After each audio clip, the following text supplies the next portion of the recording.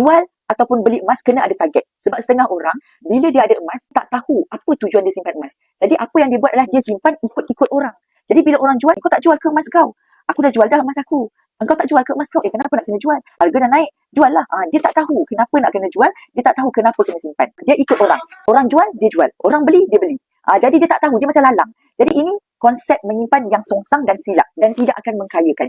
Ilmu yang saya share hari ini adalah untuk bagi tuan-puan jadi kaya dengan emas. Sebab emas ini adalah tabungan dan dalam masa yang sama emas ini meningkat nilainya. Contoh, ini adalah 20 gram saya. 20 gram di tangan saya ini, saya beli dulu ketika tahun 2024. Kalau tengok saya punya receipt, tahun 2024, saya dapatkan dia dengan hanya 7,600. Kalau tengok dekat sini, 20 gram saya. 20 gram, 7,600. Okay, pada tahun 2024 bulan 5. Saya memaksa diri saya disiplin menabung selama 10 bulan. Jadi saya paksakan diri saya nak memiliki aset berapa tadi?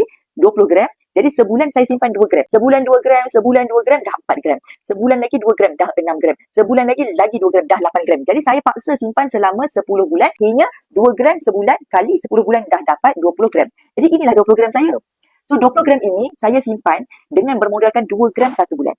Kalau saya tak simpan 7,068 itu, mungkin duit itu ada, mungkin duit itu telah habis. Sebab saya dah terbelanja. Okey, mungkin saya takkan ada dah pun 7,000 sebab saya dah habis belanja. Tetapi kerana saya dah bekukan dalam bentuk emas, sekali pandang, ku jatuh cinta. Sekali lihat, ku rasa sayang sangat nak jual. Itulah perasaan yang akan wujud kepada penyimpan emas. Dia tak tega untuk menjual emasnya sebab cantik. Saking cantiknya emas ini, dia rasa sayang nak jual kalau saja suka-suka nak jual. Walaupun orang cakap, emas dah naik, dah untung. Saya rasa sayang. Saya tak ada keperluan nak jual, saya simpan lagi. Dan yang penting, saya tambahkan lagi. Jadi hari ini, 20 gram saya, kalau saya nak beli yang baru pun, 20 gram saya hari ini dah jadi 12,000. Kalau saya jual pun, Public Gold akan beli dengan harga 11,900. Cuba ambil kalkulator.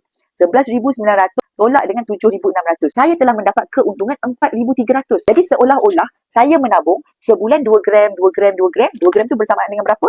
2 gram itu, kalau kita semak balik receipt saya tadi tu, berarti sebulan kan saya simpan dalam akaun bank saya 760 ringgit. Sekarang ini ringgit saya terkumpul dalam tabung sepatutnya 7,600. Tetapi sebabkan saya alihkan kepada emas, saya dapat 11,000 ringgit. Extra 4,300. Siapa yang bagi? Siapa yang sedekahkan saya? Kalau saya simpan dalam tabung, inilah tabungan yang saya ada. Tapi saya simpan dalam bentuk emas, kadar kenaikan harga emas menyebabkan emas saya tadi 20 gram ni memberi keuntungan 4,000 ringgit. Sangat banyak. Seolah-olah ada orang sedekah kepada saya 4,000 ringgit ni. Saya simpan banyak ni dalam bentuk emas seolah-olah saya telah dapat sedekah 4,000 banyak. Banyak sangat. Siapa nak bagi? Dan kalaulah saya tak simpan dalam bentuk emas 7,600, saya letakkan dalam hanya ASB, inilah saja tabungan saya bertambahlah sejak 2 tahun yang lalu, tambahan hanya tak sampai 1,000 ringgit. Sedangkan jumlah yang sama, 7,600 dalam ASB dan 7,600 dalam bentuk emas. Jadi nak yang mana? Nak duit tambahan keuntungan 4,200 ataupun nak sekadar 900? Benda sama je. Sebulan simpan 760 dalam bentuk tabung duit. Satu lagi, 760 jadi gram, 2 gram. 760 jadi 2 gram. 760 jadi 2 gram. Jadilah seketul 20 gram ini. Jadi itu tuan-puan, kena faham. Kita terpaksa menerima keuntungan itu dengan hati yang terbuka. Kena terpaksa menerima keuntungan tersebut sebab dia untung dengan diri dia sendiri tanpa perlu kita memaksakan keuntungan tersebut. Kan? Jadi kita melapang dada dan terima.